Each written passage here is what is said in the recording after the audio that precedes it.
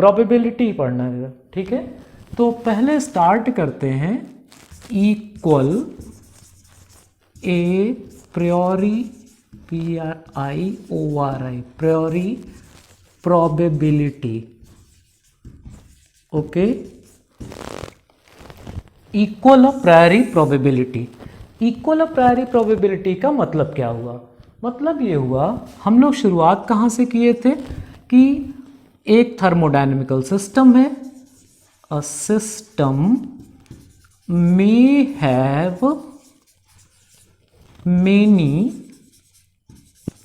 क्या चीज macro, okay, many macro states, okay. each macro state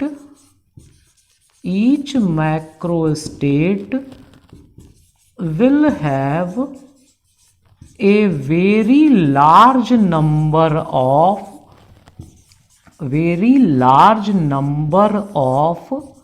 micro states, okay. Priori probability नहीं बताई थी, जो हम लोग पढ़े थे उसे कलेक्ट कर रहे हैं कि ढेर सारे मैक्रो स्टेट हुए, हर मैक्रो स्टेट के बहुत ही ढेर सारे माइक्रो स्टेट हुए। अगर आप याद कीजिए तो पिछले टर्म पर, अब एग्जैक्ट डेटा तो नहीं मुझे याद होगा क्या क्या लिया था हमने, कुछ 4 अलग अलग एक पर्टिकुलर सिस्टम के 4 मैक्रो लिए हमने। 4 मैक्रो स्टेट में हर जगह नंबर ऑफ माइक्रो स्टेट्स भी अलग अलग लिए थे। अब मान लीजिए कि यहां पर 5 है, 10 है, 20 है, कितना हुआ, चलिए यहां 65 लिख देते हैं, थोड़ा सा आसानी कैलकुलेशन के पॉइंट ऑफ व्यू से। तो अब यहां पर क्या है कि इसमें कुल मिलाकर के 65 अलग अलग अरेंजमेंट्स हैं, ठीक। कोई एक अरेंजमेंट पाए जाने की संभावना क्या है? चलिए हमने इसको नंबर दे दिया 1 से लेकर के 65 तक। तो जो 5वां वाला नंबर है, 5वीं वाली स्टेट है, इस 5वीं स्टेट के पाए जाने की प्रोबेबिलिटी और 45वीं स्टेट के पाए जाने की प्रोबेबिलिटी, यह कैसी होगी? तो इक्वल प्रायरी प्रोबेबिलिटी का जो पॉस्टुलेट है, इनफैक्ट इट इज फंडामेंटल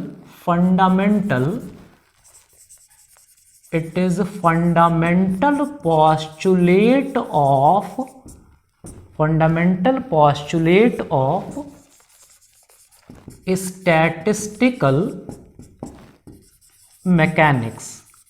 अब देखो ये ऊपर वाली जो हेडिंग है ये थोड़ा हल्की हो गई है, गायब हो जा रही है, बोर्ड पर से भी दिमाग पर से भी। ऐसे एग्जाम में होता है, आंसर पूरा पता रहता है, यही भूल जाता है किस क्वेश्चन का आंसर था।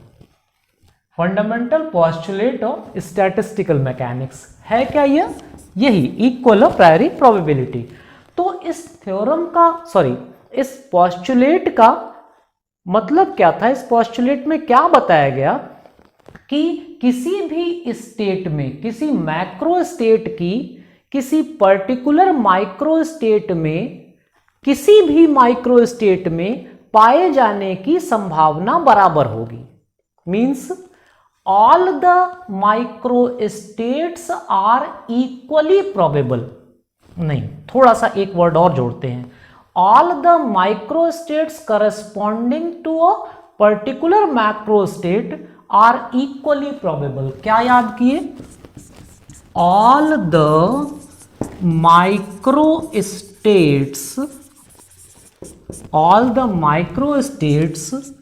of a particular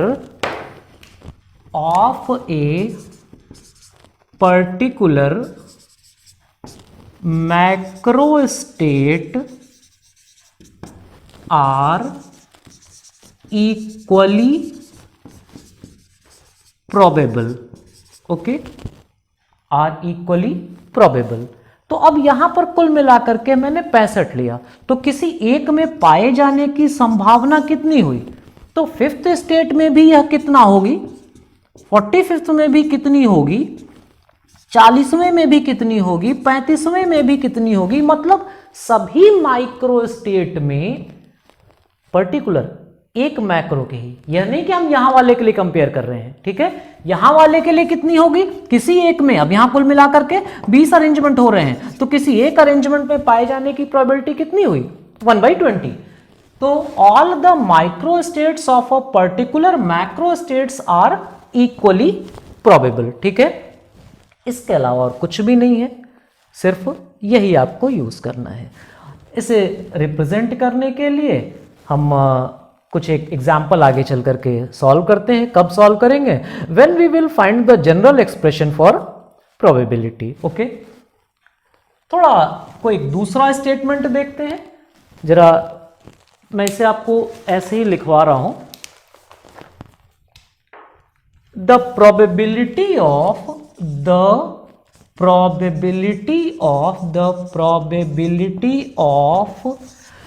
इनफैक्ट यहां पर कुछ और वर्ड यूज हो रहे हैं जो आपके अभी आए नहीं, जो मैंने कहा थ्योरेटिकल पार्ट अभी बचा हुआ, जैसे the concept of phase space, ensemble, तो यहां पर फेज स्पेस का यूज हो रहा है। The probability of finding phase points, the probability of finding phase points for a given system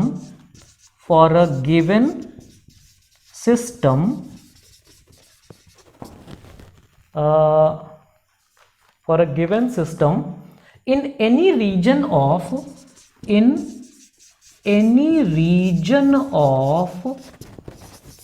phase space, in any region of phase space is identical, कठिन लग रहा है ना, is identical with that for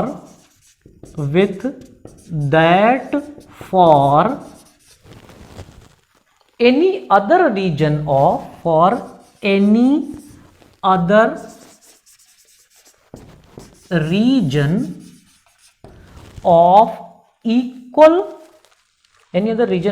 equal existence,